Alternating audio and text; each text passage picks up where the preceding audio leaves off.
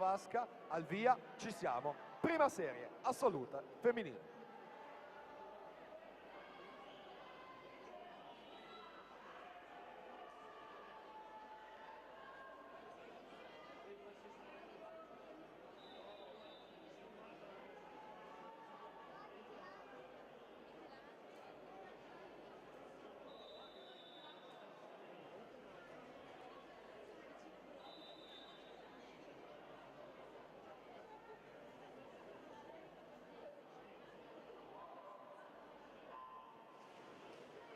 Partita questa prima serie, record di Laura Letrari, edizione 2K12, 27,72.